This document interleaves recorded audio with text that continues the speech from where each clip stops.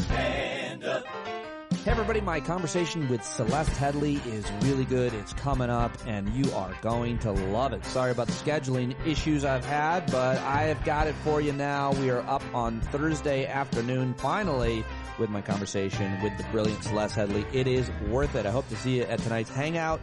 If you're getting this before the Hangout, which starts at Thursdays at 8 p.m. East, looking forward to seeing you. We're going to have a great conversation. We'll have some candidates stop by. We'll see how many we can get, and I hope to see you there. I'm going to skip the news to get right to my conversation and save time to get this up because Celeste really is one of the best. An internationally recognized journalist, radio host, professional speaker, author of several books, including the bestseller, We Need to Talk, How to Have Conversations That Matter, and Do Nothing, How to Break Away from Overworking, Overdoing, and Underliving. She's also written a really important book about race and how to talk about it. Speaking of race, why everyone needs to talk about racism and how to do it. And her TED Talk has been seen by millions. It's called 10 Ways to Have a Better Conversation. She's the host of Women Amplified podcast, the president and CEO of Headway DEI, a nonprofit that works to bring racial justice and equity to journalism and media through targeted training and interventions, and so much more. I could say so much about Celeste. She's just one of the smartest people that you can talk to. She's a real polymath. She knows a lot about a lot of things. She is a fascinating woman. I'm very happy to have her. I'm going to stop talking about her and get to my conversation with her, which you are going to love. And just a reminder, I can't do any of this without your support. Please sign up for a paid subscription. This is the time of churn when people sometimes end subscriptions. Now is the time to lean in, learn more with my guests. The show is going to continue to evolve. I'll continue to evolve with it, and the next 100 days are so important because what are we trying to do? Just save democracy and the planet. Let's do it right now with Celeste Headlee. Celeste Headlee is back, and I really wanted to talk to you. Thank you so much for agreeing to meet me here virtually. Always a pleasure to see your smiling face, Pete. I wanted to start with a journalism question. You have a lot of integrity and experience as a journalist, and I wanted to know what your general thought was about how journalists and media handled the post-debate President Biden. There's been so much talk that the media pushed him out, that the media targeted him. I've been one of the few people I feel like defending what is an important story, but also I have a nuanced thoughts about it, and it depends who we're talking about. But how do you feel about that narrative that the President Biden was pushed out by the media? I think that's putting much more blame on the media than they deserve or attributing more power to them than they have. However, the media really helped. The fact that people kept talking about Biden's disastrous debate performance and not mentioning at all that Trump had a disastrous debate performance is to accept just constant lying as some kind of norm. The fact that wasn't a story at all after the debate is, I think, telling. The other thing is that research shows that people knew how old Biden was during the primaries, and they didn't like it, but they would vote for him anyway. I do think it was very much blown out of proportion. I do think that it snowballed in that people immediately went and found the minority. And at the beginning, it was a minority of people talking about how Biden needs to step down and amplifying those voices. On the other hand, I don't have a problem. I'm not a Democrat. I don't have a problem with the way things shook out. Joe Biden had promised to be a transitional candidate when he took office, and that's now what happened. Okay, let me ask you a different question then about journalism. NPR and other media outlets, they have language that gets approved as to what you're supposed to call a thing. And you can explain that better than I did. I never had to follow it. But a lot of people, including some on the left, are calling the ascension of Kamala Harris a coup. And when I look up coup, the definition is a sudden, violent, and unlawful seizure of power from a government. Celeste, I feel like January 6th was an attempted coup because they tried to stop the peaceful transfer of power. Yes, by definition. But a shred of backbone was shown by Mike Pence, and then they tried to hang him. I do not feel that President Biden stepping down and throwing his support to Kamala Harris, and then every other Democrat around the country throwing their support, and then delegates throwing their support, that doesn't strike me as a coup. What do you say to folks on the left or anywhere that are referring to it as that. If after Kennedy was shot, it was a coup when the vice president took over? It's not a coup. You vote for the ticket. The vice president is on the ticket, which means you're voting for Biden Harris. And Harris has been, although she hasn't gotten a huge amount of media attention for 4 years, she has been an influential part of the administration. And no, that's not what a coup is. It's just unusual. That's all. What do you say to those then? I'm actually seeing a lot of people on the right say this, mainly in my town Facebook page where I lurk. A lot of these crazy right-wing guys that hate me, they're all mad at us because why are we allowing this? Don't we want our voices heard?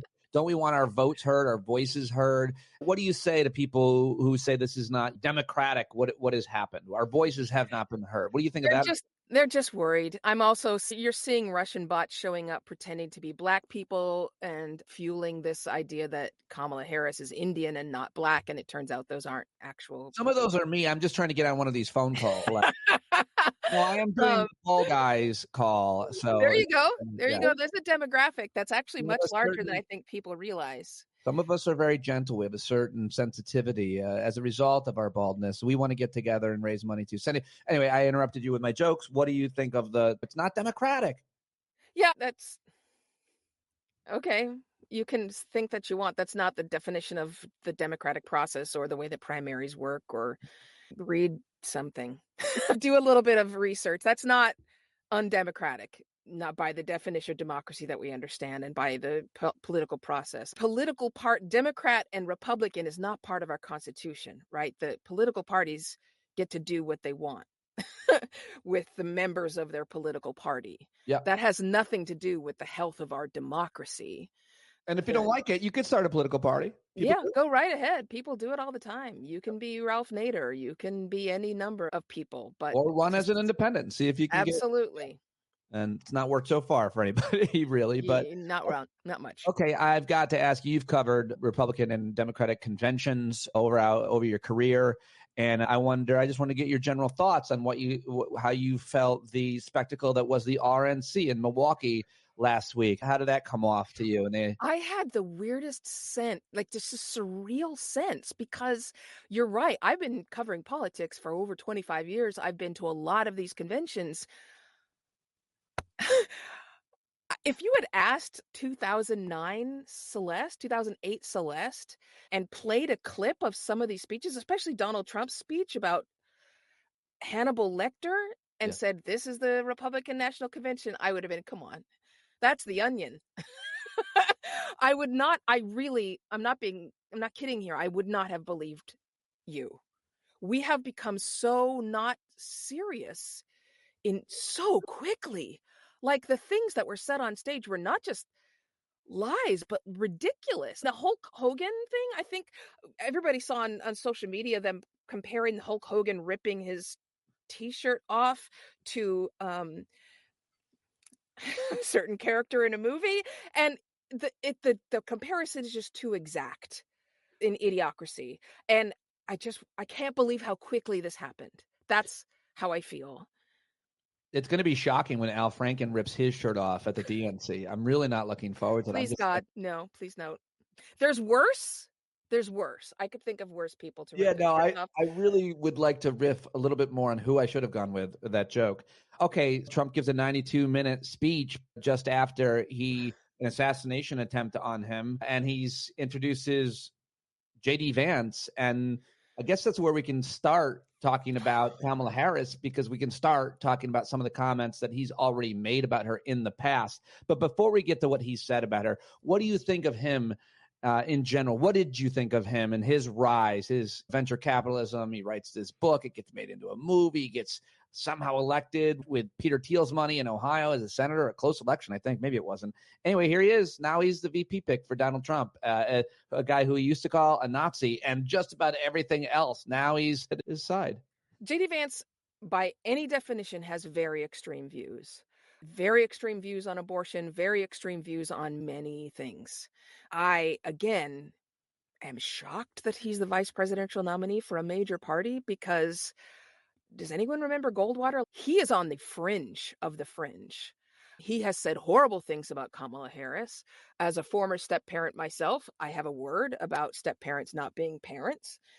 And you see these complaints now about Republicans about how this was all orchestrated, that Joe Biden didn't step down and hand it over to Kamala Harris until after the RNC because they would have chosen a different vice presidential candidate if they'd known. And I'm like, that just means your vice presidential candidate is horribly flawed.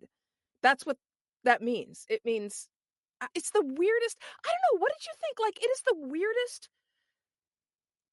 choice for me. Traditionally, a vice presidential pick is supposed to fill in the gaps of your presidential nominee. I think that I'm going to interrupt you because I think that you're thinking of it analytically as to all of the traditional reasons as to why you would pick a person. Right. And you're going to list those. And I think we know them. And I think that the answer to the question is Donald Trump did this like a reality show. He pitted his sons and whoever else was, and they all had time with him and they all suggested. And turns out that Don Jr. won with his choice of, I think, Eric too. The thing that Donald Trump loved the most isn't anything other than how J.D. Vance has turned around and went from calling him all these terrible things to praising him. Your smart, analytical, political brain can't imagine that as to why it's a choice. What do you think of why? He's not from Appalachia. I was hosting a radio show from Georgia, from Atlanta, and I interviewed many people from Appalachia who hated that book. Mm-hmm. I assume hated that TV show or TV show, and have a lot to say about J.D. Vance and the things he said about Appalachia. So I won't repeat them. The language was colorful, but he's not beloved in the Appalachian community. Also, I have interviewed people who are from his very suburban city in Ohio who also have some strong language for J.D. Vance. You're right. I can't wrap my mind around. I keep trying to make it make sense, and I can't. Because it doesn't make traditional political sense. And as a result of it, the reason why there's conventional wisdom is because it's the way to go. It works. And in this case, it might be backfiring on Trump. Some people are saying. Yeah, some people. I can't do a Trump accent. Yeah, we'll see. As anybody knows, since 2016, anything can happen in politics. But it seems to me that the people that were going to vote for Trump, he already had those people in his tent, the people who J.D. Vance might bring in. Let me just ask you just one more question about J.D. Vance's comments. You mentioned being a stepmom, and that, of course, is being a parent to a lot of people. Obviously, Kamala Harris is that. And this is coming out of J.D. Vance and others criticizing women for not having kids. It occurs to me that a lot of women cannot have kids. They try and they want them desperately and they can't have them. The idea that you would then criticize them in any way seems so terrible, just so terrible. And why would any politician ever make a comment like that about women? Yeah, and let me take it one step further. You're absolutely right. And I think Thomas Friedman's op-ed today was headline was, "What is wrong with these people?" But here's the other thing. We've had 5 presidents who didn't have children, who were childless. George Washington was one of them. Now I'm going to test myself. James Polk, Andrew Jackson, Buchanan, and Harding. Good job. At least 5. I may have missed some. Wow. But we have had at least 5 presidents with no children.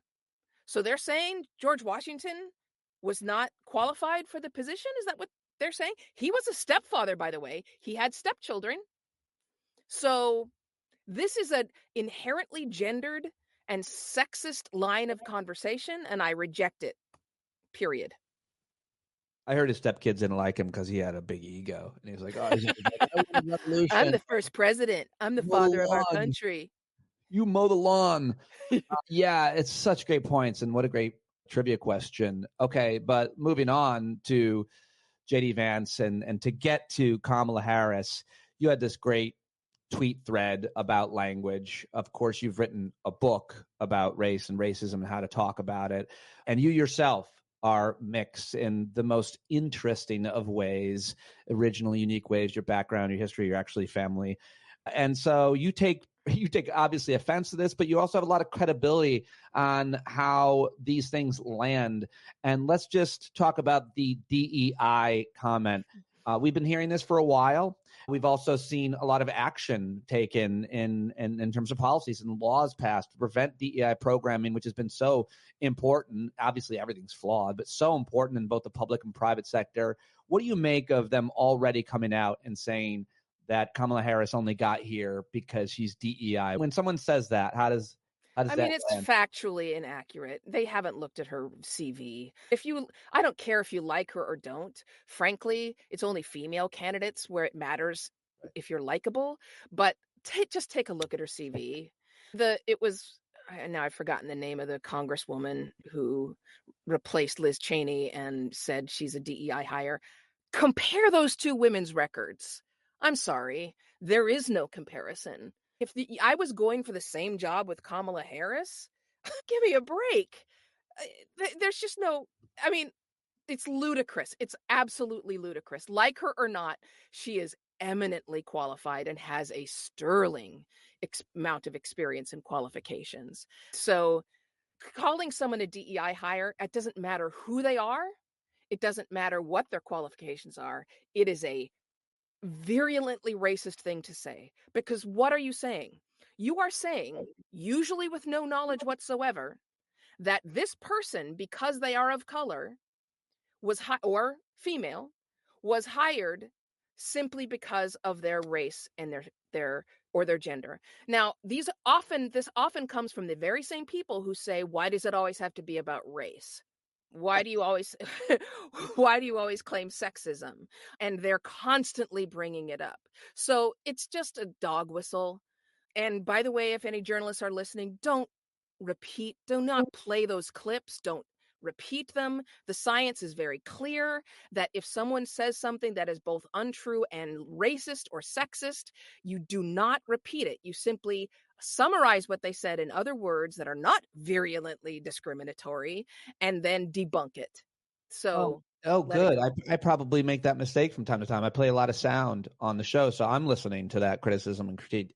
I didn't know there was like data around it. Now I feel even Lots. worse playing some of this shit. I always feel like sometimes some of these things that get said, I want to play them to get people fired up and motivated. But I know that I also hear from listeners who are women, people of color, sometimes Jewish folks, that it's triggering, it's upsetting. And I'm like, I'm always torn. I'm like, we got to hear that Donald Trump yesterday basically called Kamala Harris a piece of garbage and has said, especially that woman is not going to be the president. I feel like people should hear that, make the case. It's okay to rephrase that, but if in order to think, it would be natural to believe that playing it would outrage people because that's your gut instinct. But neuroscience is not on your side. Neuroscience going back at least 25 years shows that repeating it, even to somebody who is outraged by the comments on the conscious level, it's actually moving directly into their memory retention. And later on, years forward, that's what they will remember when you bring up Kamala Harris. They'll remember that. So you don't replay it. I have the receipts. If anyone wants them, I wrote a whole thing on this. You cannot, just don't replay the comment. The Wyoming Democratic Party, the congresswoman who replaced Liz Cheney's name you were searching for is Harriet Hageman. Okay, yeah. And the Wyoming Democratic Party demands Harriet Hageman apologize for racist remarks against Vice President Kamala Harris. But she's not the only one. Lots of people are saying this. I saw Congressman Tim Burchett said it. We've heard plenty of others as well. Obviously, right-wing commentators are constantly talking about Kamala Harris. Now they're saying that she slept her way to the top because apparently something happened at some point in her past. She was dating a guy who was on the legislative committee in California that put her on a particular task force. Look, I'm a reporter. If I were to list all the times this happens, that's a very low-level job. It happens constantly, and it happens in corporate environments too. The vast majority of new hires come from networking. How do we talk about and think about, as we try to cover Kamala Harris, the candidate, the sexism, the racism, and when it's both? I feel like you're so good at explaining the reason why we think and say some of the hateful things that we do, some of the ignorant things that we do. And sometimes it's just easy to dismiss it. And sometimes it's not racism and sexism. It's a better, more legitimate criticism about something. But so much of it is already that and going to be that. How should we be thinking about it when we hear people, critics, critiquing this very accomplished woman who's the vice president of the United States? Look, I am a Black, Jewish, single mother, Native American on both sides of my mother, Buddhist, for most of my life, poor person. And I am biased and say discriminatory and prejudiced things too. I wrote a short book on how to respond to sexism called You're Cute When You're Mad. And before I started writing, I took the implicit association test for gender and found that I am super biased. Me, feminist, am super biased and make all kinds of incorrect, inaccurate, discriminatory assumptions about women. I encourage everyone to, as a growth exercise, understanding that we never stop growing and improving, go take one of MIT's implicit association tests. They have a whole bunch of different ones, religious ones, body shape ones, but take the ones that deal with Black people and women especially, and see where you stand. Because how we should handle this is understanding that we are all biased. 98% of our thought is unconscious, and that's where all the creepy crawlies live. All those sexist, biased messages that we've been taking in through media, through our families, through our schools, through the books we read, live in our subconscious. And as long as you enter into it knowing that they are there and you're on the lookout for them, it will make it easier for you to then use your cognitive processes to think again, to allow your prefrontal cortex to weigh in. That biased thought comes up, she's not qualified, and you can go, wait a second.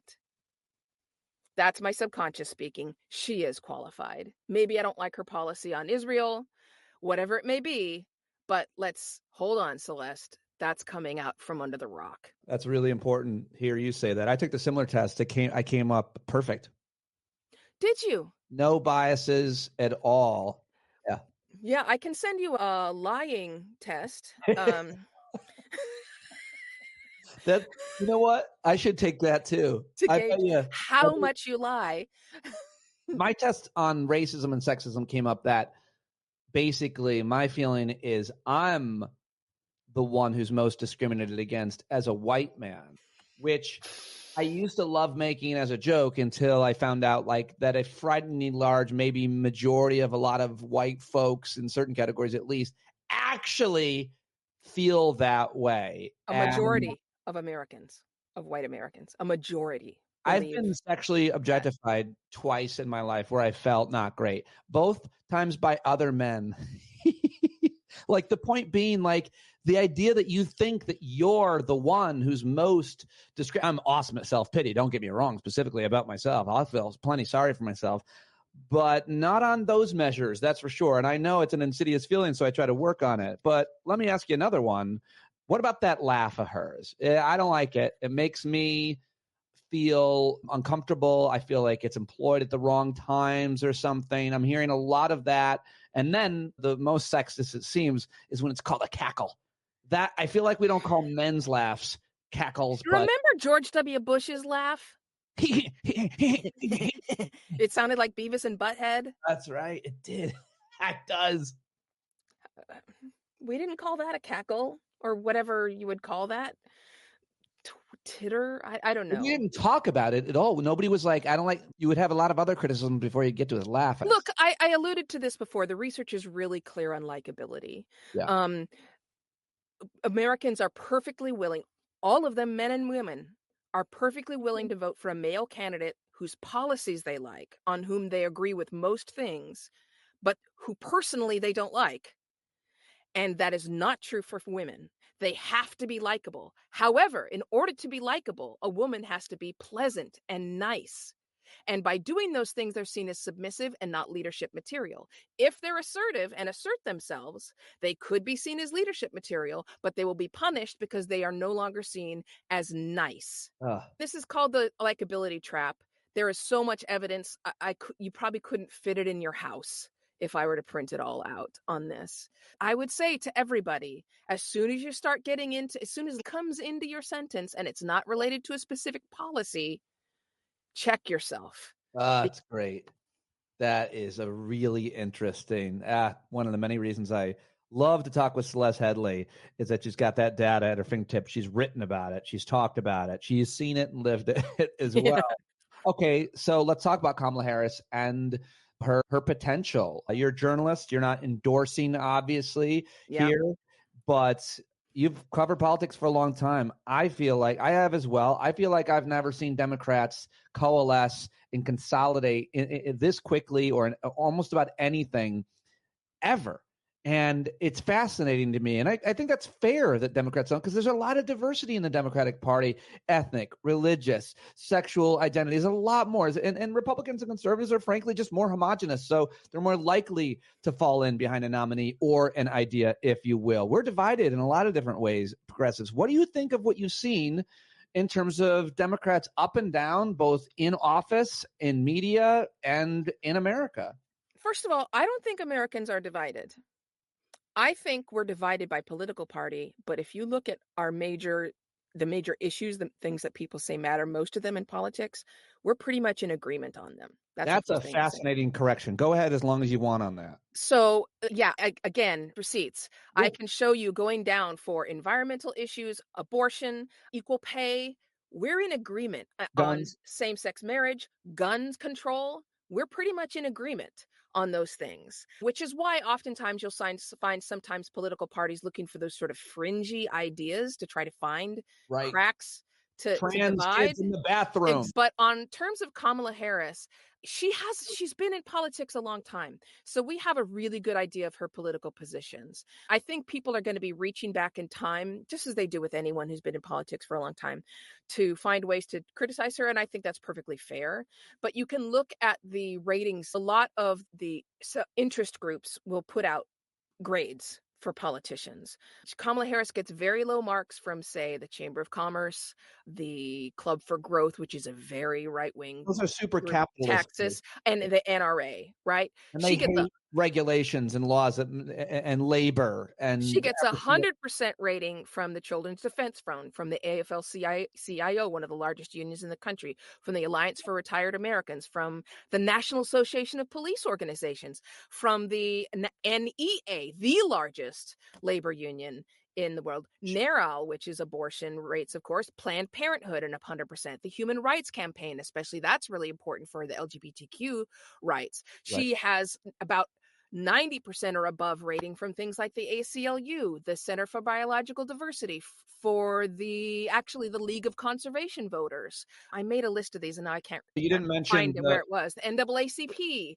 You didn't mention where she is today in Houston with the first major union to endorse her, Randy Weingarten, and AFT endorsed her and introduced her today. That's the biggest, or is it second, biggest teachers union in the country. Yeah, she has been pro-affirmative action. She's been anti-capital punishment.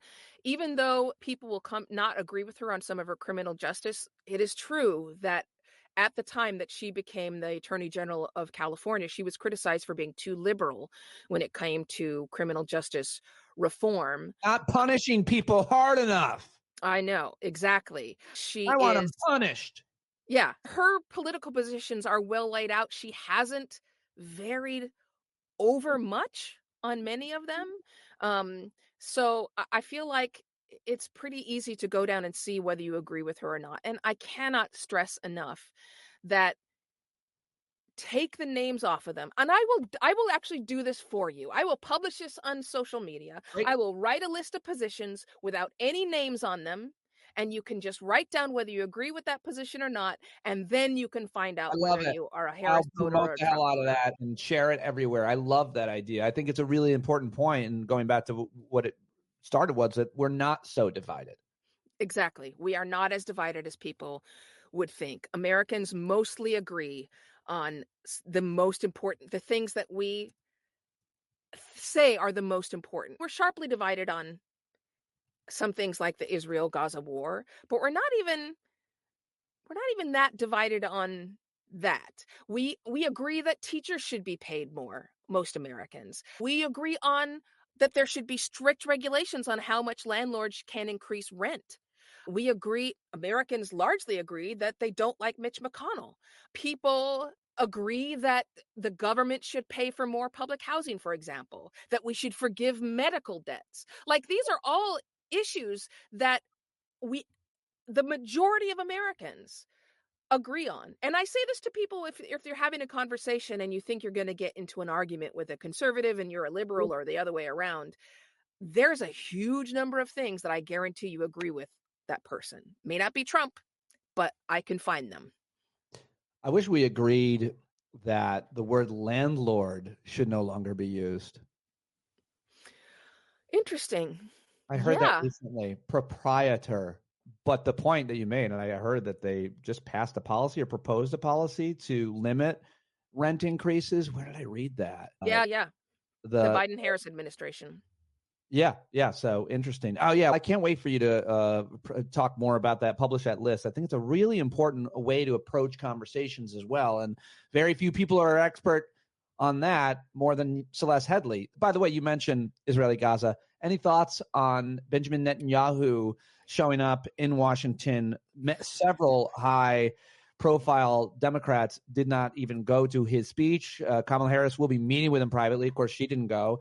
What do you make of the divide over that? That's another issue that you've talked about so delicately across your career and can see all sides of. So, Benjamin Netanyahu has been playing the Biden administration. He knows full well that for an American president to put Israel or even seem to put Israel at any kind of risk is pretty much political death in the United States.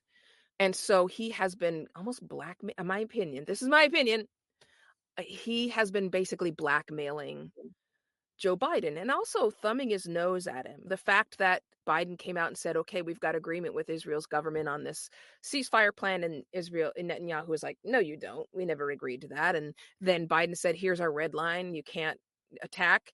And then they immediately attacked. There's a smugness to Netanyahu that he will always have billions of dollars of American support. And I don't think that's true. Research shows us that millennials, but especially Gen Z and what they're calling alpha generation, they do not have that sort of visceral loyalty to Israel Right. that the older generations, especially the baby boomers, do. So that era of unquestioning, unswerving support for Israel may be coming to an end. Yeah, it just seems like the easiest answer is to look at Israeli public And I'm opinion Jewish. Yeah. about that guy. Israeli public opinion about that guy. Hundreds of thousands of Israelis in the streets demanding that he make a deal for hostages. Oh, and resign. He's been all kinds of problem. He is making Israel so much, giving them such a bad name and view for this I new mean, because of his own political interests, it would seem. look at what just came out of the International Criminal Court. I know it's not binding, but they said they're committing genocide. They said they owe reparations to the Palestinians.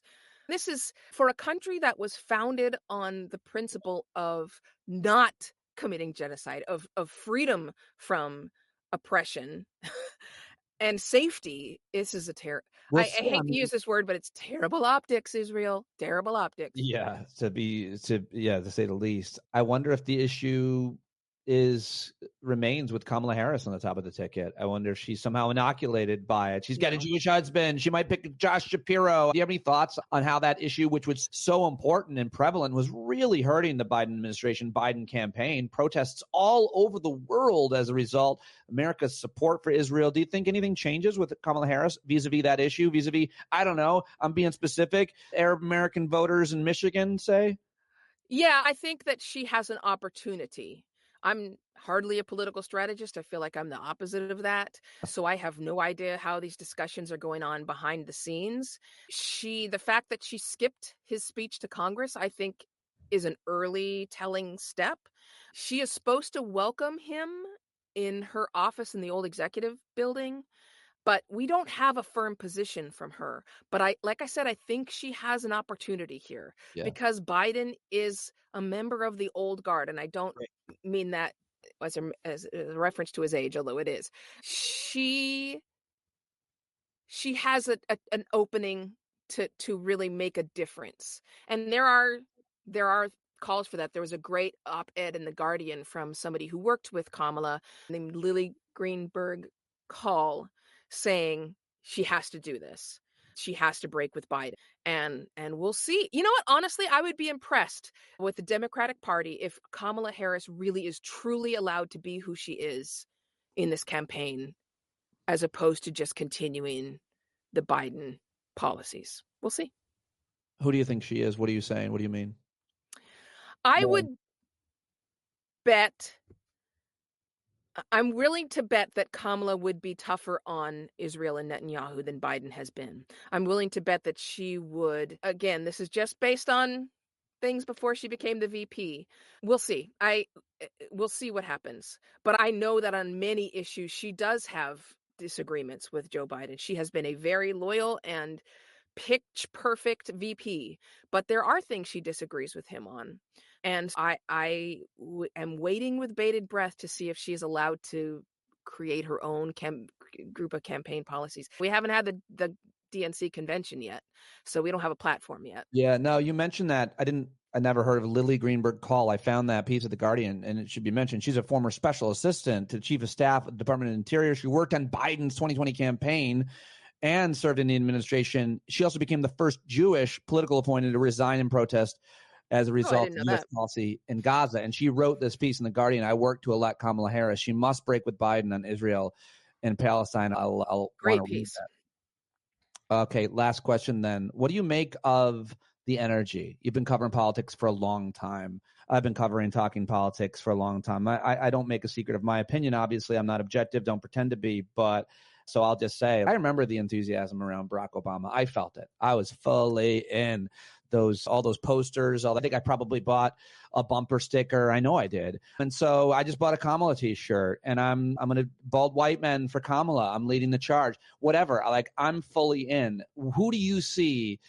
And what are you seeing early on that you're thinking is different? Because it changed overnight. The energy. Oh, everything. Look at the hundreds, over 100 million in 24 hours or something. And then there was one woman who set up a Zoom call saying, hey, Black women, let's talk about how we can get Kamala Yeah, do you know elected. how this And started? like over 44,000, I think. I could be getting these numbers wrong, but over 44,000 Black women showed up and pledged more than $1 million in donations. And then I just saw on LinkedIn 2 white women who are saying, okay, white women, we're not going to make the same mistake we made in 2016. Let's get all the white women together. And I saw a huge Asian American and a whole Desi community putting together the same thing. Now, look, again, I can't endorse a candidate. I'm not a Democrat, so that's not what I'm doing. But I will say, as a Black person, when Barack Obama first started running, I thought it was the worst idea ever. I was like, this is terrible. He's not going to win. And if history is any guide, this is just going to make racism worse. So I was wrong about that. And that's what I said to my son when they announced that Kamala would replace Joe Biden at the top of the ticket. He was like, "Uh-oh, she's never this country is so racist and sexist. She can't win." Right. And I was like, "You know what? I said the same thing about Barack." So who knows? I have been surprised by all the energy. It is refreshing to see, as a journalist, it's refreshing to see people this engaged. Yeah. Before this, it has seemed like all the enthusiasm has been on the right. So it's both surprising and delightful to see the left getting fired up too. I don't know if this just was a lucky tweet, but it had to it had to resonate. I don't get a lot of. I love Twitter, and I try very hard at it. I'm not going to act like I don't. I suck at it though.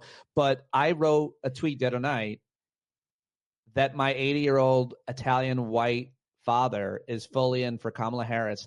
And it might have been one of the most popular tweets I've had in a long time. And the reason for that is name a demographic, name a constituency. That's probably one of the least likely old white men, really. Sorry, Dad, old white men, but he's going to be 80 in a week. And I just think that's, whether you're talking about young people, you talk about other communities, LGBT community, it would seem that everybody is animated and talking about it and going to try to do whatever they can to turn out the vote for their. And to be fair, to your point, you can't prove electability without, the way you prove electability is by getting elected. Like people can say she's not electable, But that's only true until she gets elected. Right. Barack Obama wasn't electable until he got elected. I sometimes forget my earliest and first joke about Barack Obama. Actually, I was on the L in Chicago, and I went by an office. He was a senator at that point that had his name in the window. And I laughed because it was one letter off Osama, and it was like 2003. And he became president. One letter off Osama. His middle name was Hussein. Yep. Yeah. And his wife, who was called angry and all those other things, is the most popular political figure in America. Yeah, There's another thing Americans agree on. Yeah, she's beloved. Great point. Yeah. A lot of great points, as always. I love talking to you, Celeste. Thank you so much for joining me. My pleasure. Good to see you. Yeah, Celeste Headlee, everybody. Go follow her. Go listen to her. Go read her books. Go support her work everywhere. All the links to Celeste are in the show notes, as they are every day. Hope to see you at tonight's hangout if you're listening somehow in the few hours left before it starts. It's 8 p.m. East every week. A great part of your membership. Go to patreon.com/Pete Dominic to join right now. You can always pay more if you want. Makes a huge difference to me because I am a one-man show here. I host it, I edit it, and most importantly, I book the guests who are, I think, the best in the business. Here with you each and every day, you bumblebees here at the end. Send me your vitamin N and get outside. Things are good. Things are looking up. I'll see you tonight. Love you. Bye. John Carroll, take us out.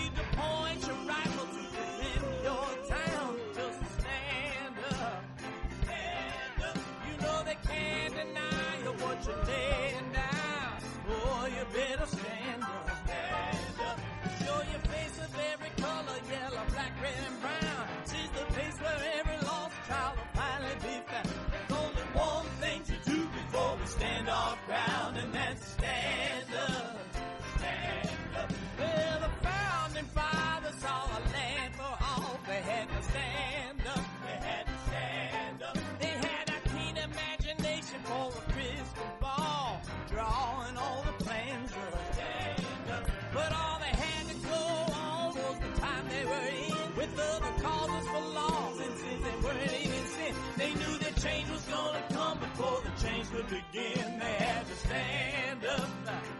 All right, they had to stand up. We got to stand up. We got to look the devil square in the eye. We gotta let him know it's his time to go and make it clear, and all we hear is a lie. Why you lying awake wondering where the money all went? It'll be the cost of freedom that'll go unspent. You can see him flee the scene of that experiment. If you stand up, alright, we got to speak up, we got to reach up, and raise your voice in every way you know how. Don't be toes up, you got to show up, ain't no better time to do it but now.